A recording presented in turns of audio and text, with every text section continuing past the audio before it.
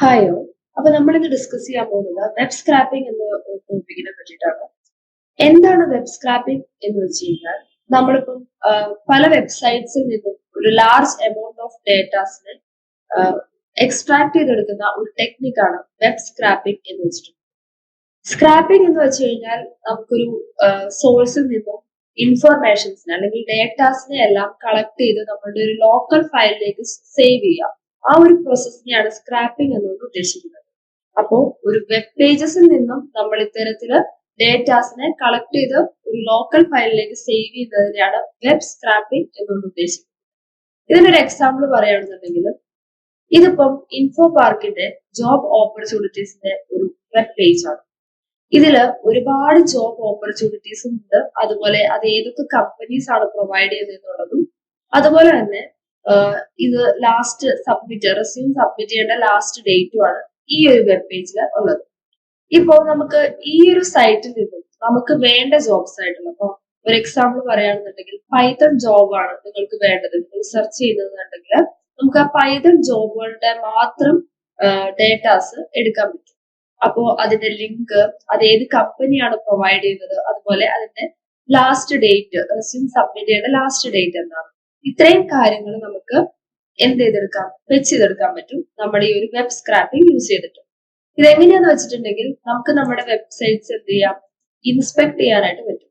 ഇത്തരത്തിൽ ഇൻസ്പെക്ട് ചെയ്യുന്ന സമയത്ത് നമുക്ക് ഈ ഒരു ആരോയിൽ ഇങ്ങനെ കൊടുത്തു കഴിഞ്ഞാൽ നമുക്ക് ഇതുപോലെ ഹോവർ ചെയ്യുന്ന സമയത്ത് അതിന്റെ കറസ്പോണ്ടിങ് കോഡ് നമുക്ക് കിട്ടും.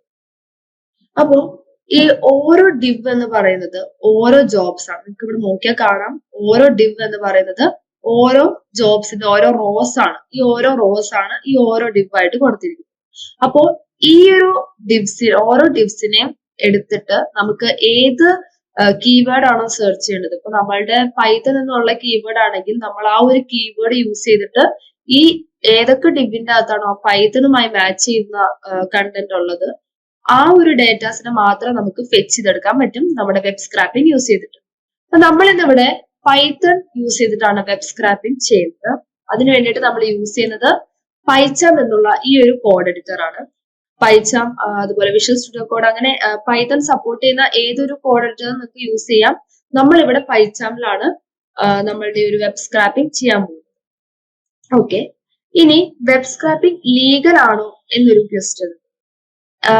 ആക്ച്വലി വെബ് സ്ക്രാപ്പിംഗ് ലീഗൽ ആണോ എന്ന് ചോദിച്ചു കഴിഞ്ഞാൽ ഇന്റർനെറ്റിൽ നമുക്ക് പബ്ലിക്കലി അവൈലബിൾ ആയിട്ടുള്ള ഡേറ്റാസിനെയാണ് നമ്മൾ സ്ക്രാപ്പ് ചെയ്യുന്നത് എങ്കിൽ അത് ലീഗലാണ്.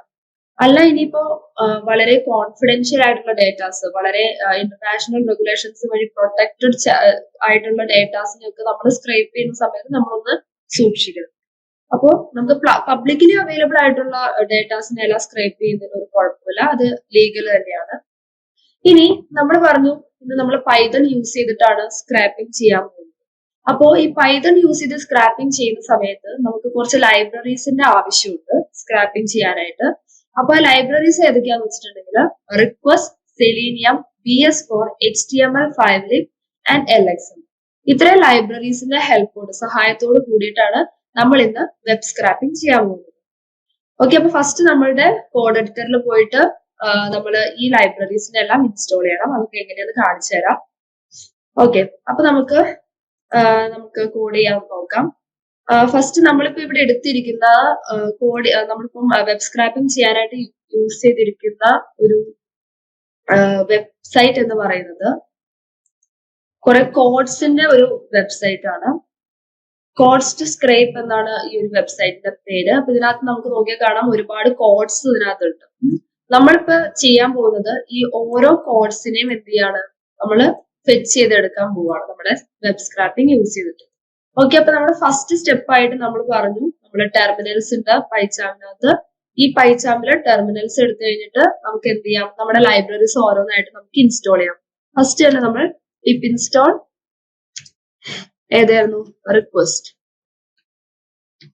പിപ്പ് ഇൻസ്റ്റാൾ റിക്വസ്റ്റ് കൊടുത്തു കഴിഞ്ഞാൽ നമ്മുടെ ഈ ഒരു ലൈബ്രറി എന്തെങ്കിലും ഞാൻ ഓൾറെഡി ഇൻസ്റ്റാൾഡ് ആയതുകൊണ്ട് ഇവിടെ റിക്വയർമെന്റ് ഓൾറെഡി സാറ്റിസ്ഫൈഡ് എന്നാണ് കാണിക്കുന്നത്. അപ്പോൾ ഓരോ ലൈബ്രറീസും ഞാൻ ഓൾറെഡി ഇൻസ്റ്റാൾ ചെയ്തിട്ടുണ്ട്. നിങ്ങൾക്ക് കാണിച്ചു തരാൻ വേണ്ടിയിട്ടാണ് ഇപ്പോൾ ഇങ്ങനെ ചെയ്തത്. അപ്പോൾ നിങ്ങൾ എന്ത് ചെയ്യാം, പൈച്ചാമില് ഇതുപോലെ പിപ്പ് ഇൻസ്റ്റോൾ കൊടുത്ത് ഓരോ ലൈബ്രറീസും നമ്മൾ ഇവിടെ മെൻഷൻ ചെയ്തിട്ടുള്ള ഈ ഓരോ ലൈബ്രറീസിനെ നമ്മൾ ഫസ്റ്റ് ഓഫ് ഓൾ ഇൻസ്റ്റോൾ ചെയ്യാം. ഓക്കെ, അതിനുശേഷം നമ്മളിവിടെ റിക്വസ്റ്റ് എന്ന് പറയുന്ന ഈ ഒരു ലൈബ്രറിനെ ഇമ്പോർട്ട് ചെയ്തിട്ടുണ്ട്. റിക്വസ്റ്റ് എന്ന് പറയുന്ന ലൈബ്രറി നമ്മൾ എങ്ങനെ യൂസ് ചെയ്യുന്നത് വെച്ചിട്ടുണ്ടെങ്കിൽ നമ്മൾ ഈ കൊടുക്കുന്ന URL-ലേക്ക്, നമ്മൾ കൊടുക്കുന്ന വെബ് പേജിന്റെ ആ ഒരു ലിങ്കിലേക്ക് റിക്വസ്റ്റിനെ ഗെറ്റ് ചെയ്യാൻ വേണ്ടിയിട്ടാണ് നമ്മൾ റിക്വസ്റ്റ് എന്ന് പറയുന്ന ലൈബ്രറിനെ യൂസ് ചെയ്യുന്നത്.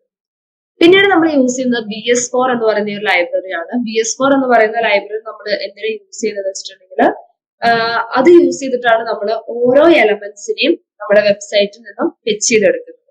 ഓക്കെ, അപ്പൊ നമ്മൾ അതിന് വേണ്ടിയിട്ട് ഒരു ഒബ്ജക്റ്റിനെല്ലാം ക്രിയേറ്റ് ചെയ്യും, അത് നമുക്ക് പറയാം. ഓക്കെ, നെക്സ്റ്റ് നമ്മളൊരു വേരിയബിളിലേക്ക് നമ്മുടെ സൈറ്റിന്റെ ലിങ്ക്, നമ്മുടെ URL, അതായത് എങ്ങനെ URL എടുക്കുക എന്ന് അറിയാലോ, ഇവിടെ ഈ കൊടുത്തിരിക്കുന്നതായിരിക്കും നമ്മുടെ സൈറ്റിന്റെ URL. അപ്പൊ നമ്മൾ ആ സൈറ്റിന്റെ URL-നെ എടുത്തു, എന്നിട്ട് നമ്മൾ ഒരു വേരിയബിളിന്റെ ഉള്ളിലേക്ക് നമ്മൾ അതിനെ പേസ്റ്റ് ചെയ്ത് കൊടുത്തു. അതിനുശേഷം വേറൊരു വേരിയബിളിലേക്ക് നമ്മൾക്ക് ആ ഒരു URL-ലേക്ക് നമ്മൾ റിക്വസ്റ്റ് നമ്മൾ ഗെറ്റ് ചെയ്തെടുക്കേണ്ടതായിട്ടുണ്ട്. അതിനു വേണ്ടിയിട്ട് നമ്മൾ റിക്വസ്റ്റ് ഗെറ്റ് ചെയ്തെടുക്കാനുള്ള ഒരു കോഡാണ് നമ്മൾ ഇവിടെ കൊടുത്തിരിക്കുന്നത്. നെക്സ്റ്റ് നമ്മൾ ബ്യൂട്ടിഫുൾ സൂപ്പ് നമ്മൾ പറഞ്ഞു എന്തിനു വേണ്ടിയിട്ടായിരുന്നു, എലമെന്റ്സിനെ ഫെച്ച് ചെയ്തെടുക്കാൻ വേണ്ടിയിട്ട് നമ്മൾ യൂസ് ചെയ്യുന്നതാണ് ബ്യൂട്ടിഫുൾ സൂപ്പ്. അപ്പോ ബ്യൂട്ടിഫുൾ സൂപ്പിന് നമ്മൾ എന്ത് ചെയ്തു, ഫസ്റ്റ് ഓഫ് ഓൾ ഒരു ഒബ്ജക്റ്റ് ക്രിയേറ്റ് ചെയ്യാണ്. സൂപ്പ് എന്ന നെയിമിൽ ഒരു ഒബ്ജക്റ്റിനെ ക്രിയേറ്റ് ചെയ്യാണ്. അതിനുവേണ്ടി നമ്മൾ ബ്യൂട്ടിഫുൾ സൂപ്പ്, എന്നിട്ട് ഇതിന്റെ റെസ്പോൺസ്, ഈ ഒരു റെസ്പോൺസിനെയാണ് നമ്മൾ റിക്വസ്റ്റ് കൊടുത്തിട്ടുള്ള റെസ്പോൺസ് ആണ് നമ്മുടെ ഈ RES എന്ന് പറയുന്ന വേരിയബിളിൽ ഇരിക്കുന്നത്. അപ്പോൾ ആ ഒരു റെസ്പോൺസിന് നമ്മൾ എടുത്തു വെച്ചു. ഇത് ടെക്സ്റ്റ് ഫോർമാറ്റിൽ കിട്ടാനാണ് നമ്മളിവിടെ .text എന്ന് കൊടുത്തിട്ടുള്ളത്.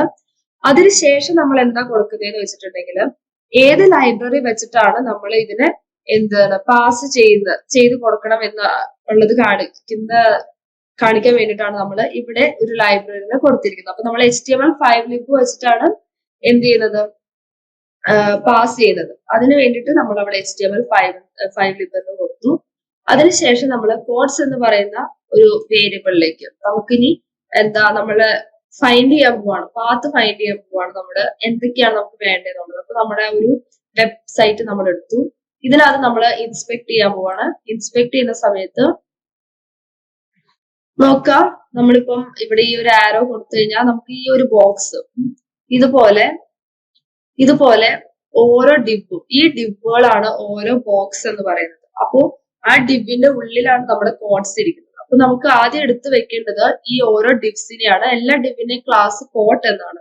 അപ്പോൾ ഈ ഡിബ് ക്ലാസ് കോഡ് എന്നുള്ള ഈ ഒരു പാത്താണ് നമ്മുടെ കോഡിൽ കൊടുക്കുന്നത്.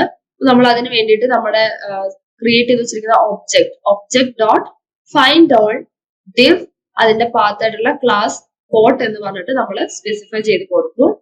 അതിനുശേഷം നമ്മൾ ഒരു ഫോർ ലൂപ്പ് ആണ് അപ്ലൈ ചെയ്യുന്നത്. ഫോർ എക്സ് ഇൻ കോഡ്സ് എന്ന് പറയുമ്പോൾ ഈ കോഡ്സിൽ വരുന്ന ഓരോ ഡിവിന്റെ ഉള്ളിൽ നിന്നും നമ്മൾ എന്തെടുക്കുകയാണ്, നമ്മൾ വാല്യൂസിനെ മാച്ച് ചെയ്ത് നോക്കുകയാണ്. എന്നിട്ട് ഇതിന്റെ ഉള്ളിൽ നിന്ന് നമുക്ക് എന്ത് വേണം, നമ്മളുടെ ആ കോഡ്സ് മാത്രം നമുക്ക് മതി. നമ്മളിപ്പോ ഈ ഒരു വെബ്സൈറ്റ് എടുത്തു കഴിഞ്ഞാൽ നമുക്ക് കാണാം ഇതിനകത്ത് കോഡ്സ്, അതുപോലെ തന്നെ ആരാണ് ഈ കോഡിന്റെ ഓതർ ആരാണ്, അതുപോലെ ഇവിടെ ടാഗ്സ്, അങ്ങനെയൊക്കെ കുറെ കാര്യങ്ങളുണ്ട്. നമുക്ക് പക്ഷെ എന്ത് മതി, കോഡ്സ് മാത്രം മതി.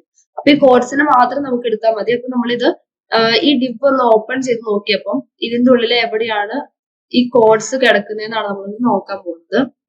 അപ്പൊ നമ്മളിത് ഓപ്പൺ ചെയ്യുന്ന സമയത്ത് കണ്ടോ, ഈ ഒരു സ്പാൻ എന്ന് പറയുന്ന ഇതിന്റെ ഉള്ളിലാണ് നമ്മുടെ കോഡ്സ് കിടക്കുന്നത്.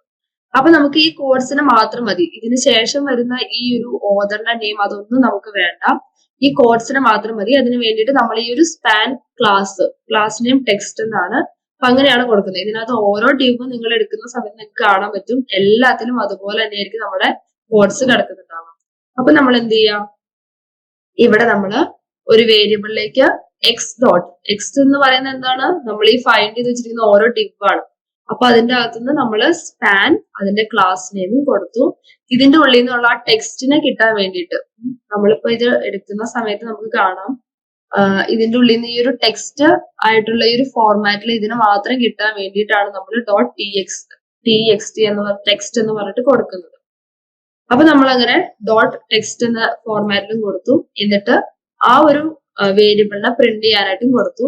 ഇനി നമ്മളിത് റൺ ചെയ്യുന്ന സമയത്ത് നമുക്ക് കാണാം നമ്മുടെ വെബ്സൈറ്റിൽ നിന്നും നമുക്ക് വേണ്ട കോഡ്സ് മാത്രമാണ് വന്നിട്ടുള്ളൂ. ഇതിന്റെ ഓതറിന്റെ നെയിം ഒന്നും തന്നെ വന്നിട്ടില്ല. നിങ്ങൾക്ക് ഇനി ഇതിന്റെ ഓതറിന്റെ നെയിം ഒക്കെ വേണമെങ്കിൽ നിങ്ങൾക്ക് എന്ത് ചെയ്യാം, ഇതിന്റെ കൂടെ തന്നെ നെക്സ്റ്റ് ഒരു ലൈനിലായിട്ട് നമുക്ക് അടുത്ത സ്പാൻ കൊടുക്കാം. ഈ സ്പാനിലാണ് നമ്മുടെ ഓതറിന്റെ നെയിം ഉള്ളത്. അപ്പൊ ഈ ഒരു ക്ലാസ് ഒക്കെ കൊടുത്തിട്ട് നമുക്ക് എന്ത് ചെയ്യാം, ഈ ഓതറിന്റെ നെയിമും ഇതുപോലെ തന്നെ ഫെച്ച് ചെയ്തെടുക്കാൻ പറ്റും. അപ്പൊ എങ്ങനെയാണ് നമ്മൾ പൈത്തൺ യൂസ് ചെയ്തിട്ട് വെബ് സ്ക്രാപ്പിംഗ് ചെയ്യുന്നത്?